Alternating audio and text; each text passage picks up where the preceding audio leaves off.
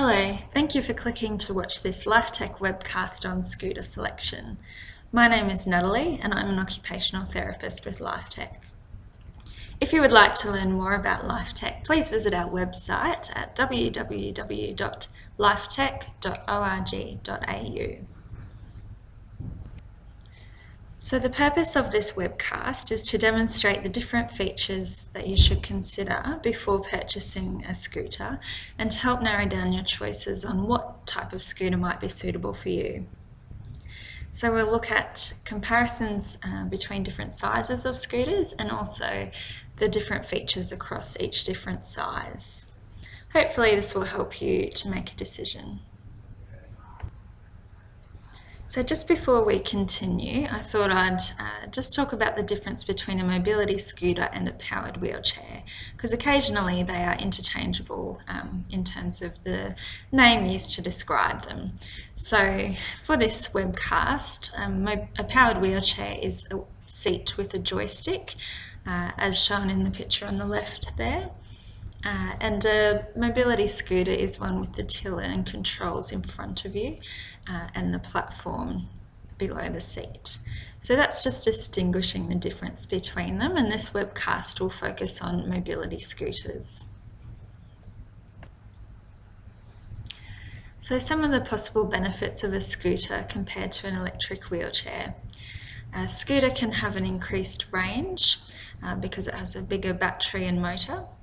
It can have greater ground clearance and a reduced cost of purchase. Possible disadvantages of a scooter compared to an electric wheelchair are less legroom, transfer requires more effort or balance, there's less postural support, they're less manoeuvrable because they've got a bigger footprint than a powered wheelchair, and there's lack of adaptability of the scooter if the user's abilities change. So the seating isn't as adjustable. Occasionally the seat to floor height isn't as adjustable, and you can't always adjust the controls like you can with a powered wheelchair. So to summarise the different types of mobility scooters, you might come across different ways to categorise the types of scooters that are available. This table here categorises them into three different types: small folding scooters, small dismantling scooters, and medium to large size scooters. So this table just outlines a few of the pros and cons, and the rest of the presentation will talk about the differences in features. But small folding scooters are usually faster to fold and unfold than the dismantling type. Usually it's just one or more levers that you adjust and fold the scooter up. One of the negatives of this type is that it can have an overall weight that's heavier than a dismantling scooter that you're having to lift, say to put in the car. So with a dismantling scooter, you might remove the seat and then break the base into two or more components. So individually, they're a lot lighter than what a folded scooter would be. Compared to the medium to large size scooters, smaller scooters are generally more manoeuvrable than the larger size, just because they have a smaller footprint and a smaller turning circle. So that's something to consider if you're planning to use a scooter indoors or in a shopping centre, considering what turning circle space that you need to manoeuvre that inside. So another negative to the medium to large size scooters might be that it's difficult to transport. So many of them don't dismantle or fold into smaller pieces. So if you are wanting to get it on public transport or into the back of a wheelchair taxi, it is good to consider what the maximum dimensions are to accommodate this. One of the pros for medium to large size scooters is that they manage well over rough terrain and steep gradients and thresholds. So they're generally also more comfortable to sit in than smaller scooters. And the larger battery and motor tend to travel further distances compared to smaller scooters.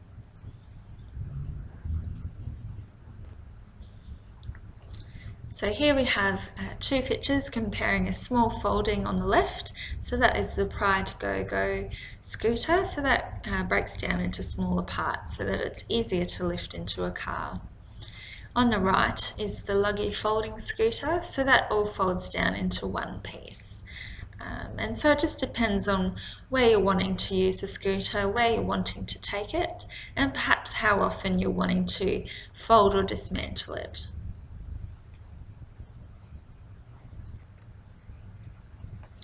So that covered the different types and sizes of scooters, and now we're going to talk about the different features, which many scooters have similar features to consider, and this will just outline the differences. So one of the considerations that you might need to make is whether to go with a 3- or a 4-wheeled scooter. So 3-wheeled scooters are generally more manoeuvrable in small or indoor spaces, and they have a tighter turning circle than a 4-wheeled scooter. 3-wheeled scooters might also have additional platform space for the legs and feet if the platform extends either side of the front wheel. So you'll see in the pictures here, on the left is a Pride Go-Go ES8 3-wheeled scooter, and the platform does extend slightly past the front wheel on either side. Whereas with the Go-Go Elite Traveller on the right, the platform stops before the wheels, so there is slightly less leg and foot room. A 4-wheeled scooter, however, might be more stable and perform better on uneven terrain. And it also can be heavier than a 3-wheeled scooter. So if you are lifting the scooter up and putting it, say, into the car, it might be important to consider how much extra weight that 4th wheel adds to the frame. So you'll see by these 5 pictures that the frame of the scooter can vary greatly between different brands and different sizes. Often a smaller scooter will have a much lighter frame and less components on the frame than the bigger scooters. And some of them potentially might be more for decoration than function as well. So something to consider if the looks of the scooter is important or the overall weight is important.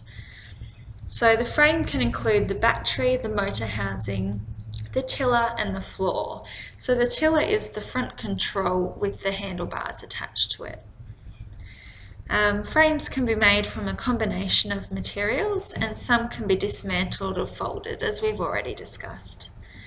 So often the tiller can be adjusted to provide more comfortable access to the controls.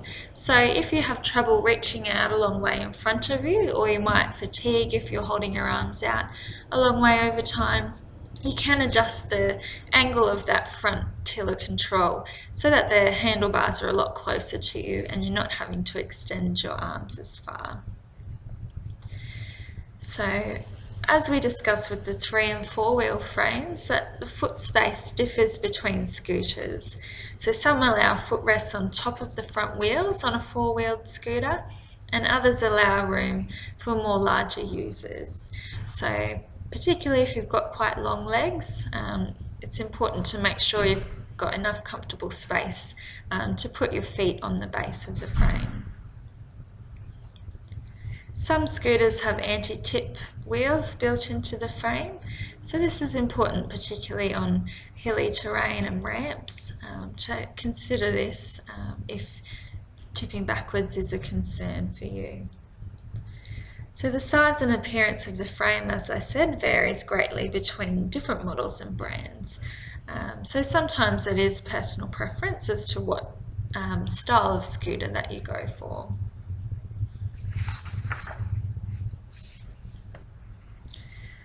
So this is just outlining all the different components. So you've got the controls up the top of the tiller, which is the steering column. You've got the cowling down below the tiller, the suspension, the chassis.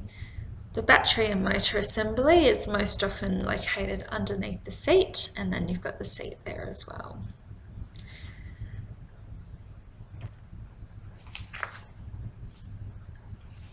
So most scooters are operated by finger or thumb control levers, with forward and reverse able to be operated by either hand. So you'll see on the Invacare Pegasus there on the top left picture, you can see there's a green and a yellow dot on the lever controls. So pushing it forward with the right hand will drive the scooter forward, and pulling it back towards you will put it into reverse. And the opposite is the case on the left side. So looking at the Travel Scoot on the top right, it's very different in that it has a throttle style control operated by one hand only. So a switch on the opposite side on the Travel Scoot needs to be activated to change between reverse and forward drive. So it's not a seamless movement to go between each. So the handlebars tend to be a straight handle, though some do have a curved handlebar, or delta bar as it's also called. So you'll see on the Mobi Solax on the bottom left picture there that it's more of a delta style handlebar. So this enables either finger or thumb operation or both. So you can hold on in front of the lever controls or behind them. So the control panel might include a horn, indicators, hazard lights, a speed control, battery level gauge and key ignition. However, the number of controls varies between different brands and different models. So it's important to think about what type of controls and what operation you would like on your control panel. Visibility of the control panel differs between them just due to the size. So if you compare the Invacare Pegasus to the Mobi Solax, the Pegasus control panel is a lot bigger and there's a lot more options.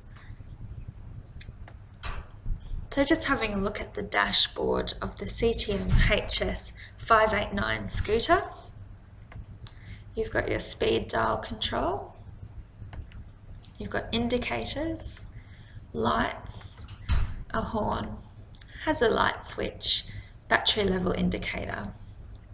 Okay. Most of the bigger size scooters will have all of these features, particularly the headlight and the indicators.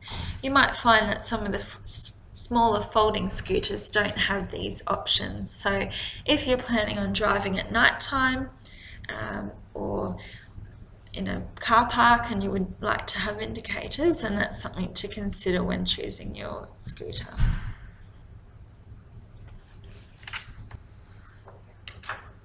So taking a look at the seating now.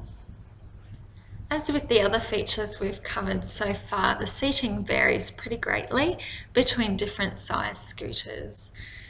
So it can range from a simple bucket seat to plush contoured seating. Many have a swivel seat which can help with transfer, so that locks at 45 and 90 degrees. So it's important to consider in the seating whether it has a reclining backrest, an adjustable seat height, a forward or backward movement so you can move closer or further away from the control tiller, considering the seat width and whether there's armrests that can flip up and down for extra support. So the three pictures I've put here are of the Travel Scoot, the Pride GoGo and a much larger scooter. So you'll see that the Travel Scoot has really got a very small seat and that contributes to the lighter overall weight of the scooter as well. So that's where you occasionally are compromising on different features. So if you require extra padded support, or you might experience back pain and find a more supportive seat is more comfortable, that's something that's important to consider. So how long are you driving the scooter for? If you've got any of those pre-existing pain conditions or would like extra comfort, that might help you to narrow down suitable scooter options.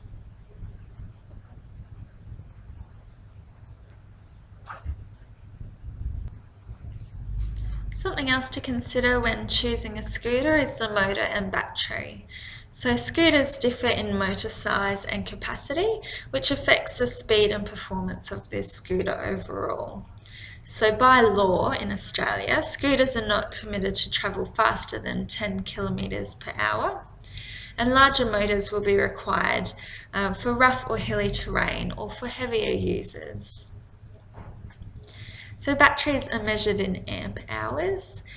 Batteries in combination with the efficiency of the motor provide a guide as to the distance the scooter will travel before requiring recharging. Okay, so some suppliers will list that on their product information, and that's usually distance per charge. So that's an important consideration, particularly if you're using a scooter as a means to get from your house to somewhere else in the community. You might be travelling a lot further than, say, somebody who's using their scooter to go shopping or indoors.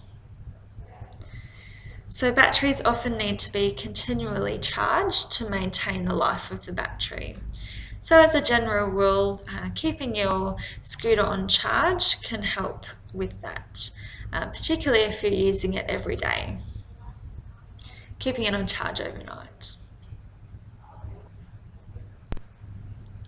So looking at the tyres and brakes now, most scooters have pneumatic tyres, which are generally more shock absorbing than the solid tyre type. Some of the pneumatic tyres have self-sealing or puncture-proof options, so that just means if you do get a hole in the tyre, it's not going to go flat straight away. Larger wheels might be best for outdoor terrain as they can manage cracks, uneven pavers, pathway edging, small rocks and the like better than small wheels, and provide more clearance for these things as well. Most scooters have electromagnetic brakes which activate automatically. Some of them, such as the Travel Scoot, have manual brakes which need to be activated when stopped on inclines. So again, if you're in a hilly area or are concerned about stopping on a ramp and having to activate the brakes yourself, this is something that's important to have a look at. And again, you're probably compromising on the overall weight by having non-electromagnetic brakes. So in the pictures there, you can see on the left the wheel difference between the Mobi Solax and the Zen scooters. Okay, and on the right hand side is the Hartway Mirage. So they're all quite different in size and width. So it's a good idea to check whether the scooter has suspension as well. Most of the time the supplier information should tell you that, and it often is visible just near the wheels on the frame. So if you're sensitive to bumps or jolts, or you're using the scooter on really bumpy terrain, it's probably a good feature to have. And again, some of the smaller, lighter scooters might not have any suspension, whereas most of the big ones probably will. So pictured here is the GoGo LX scooter on the left and the S8 Aviator on the right.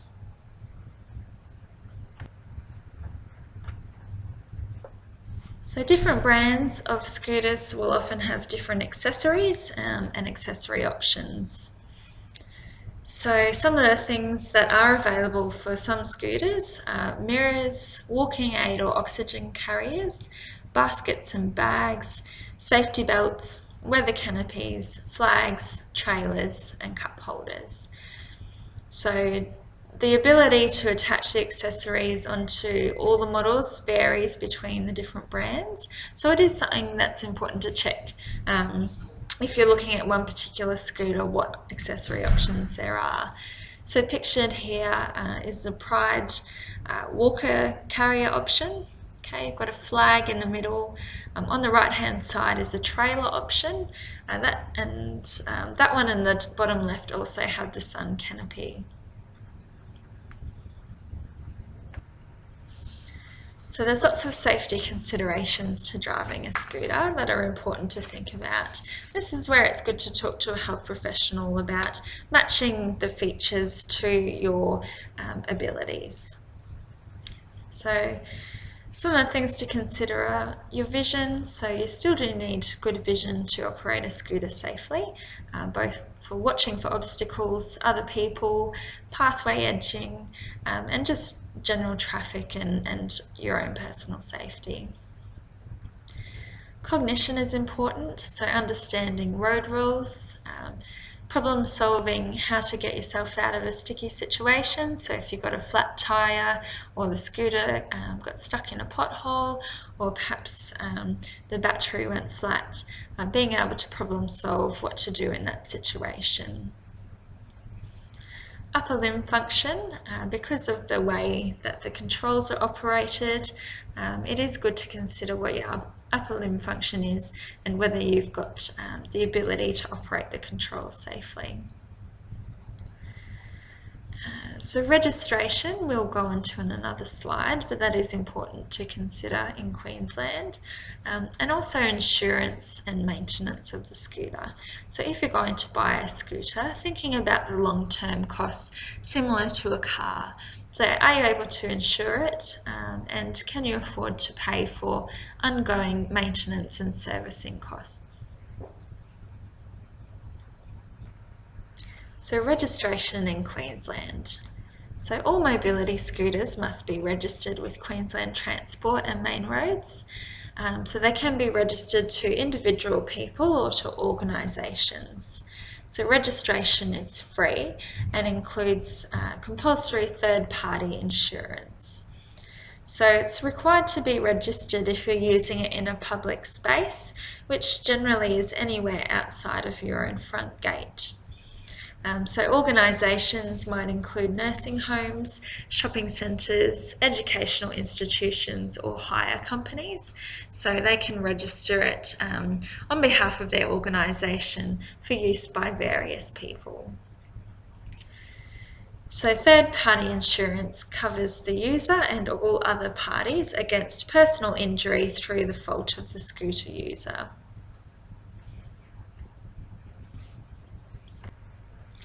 So you can locate the registration forms on the Queensland Transport website. So you can follow this link in the presentation to find those. The Queensland Transport website also provides instructions on what's required and what to bring when you're registering your scooter. So one of the things that you do need is a letter from a GP or a health professional stating that you are safe to be driving that scooter in public. So in summary, there are different sizes and types of scooters. The appropriate choice of size will depend on what the mobility goals are of the person and whether they would like a small folding, a small dismantling, or a medium to large scooter. So the features discussed in this presentation are common between the different sizes, though the style and type of feature vary greatly between the small, medium and large scooters. So it's important to consider different aspects of the user and the environment before choosing a scooter. If you would like some other resources on scooter selection, have a look at the LifeTech website, which is listed on the slide there. You can find fact sheets, other online resources, and also any upcoming education events. That's all listed on there. If you'd like to complete a product search to find different scooters, compare the features and suppliers, you can go to the ILC Australia database. Many suppliers also have videos and product information on their websites as well. If you have a particular inquiry about your own personal situation, you're welcome to contact LifeTech's inquiry service, and one of our health professionals will talk to you about all your different options and help you to narrow down your choice. So thank you very much for listening to this presentation. Our door is always open and you're always welcome to contact us for further information or for help in narrowing down your scooter selection options. So our Brisbane Centre is located at Newmarket and our Townsville Centre at Domain Central. So more details are available on our website. Thank you.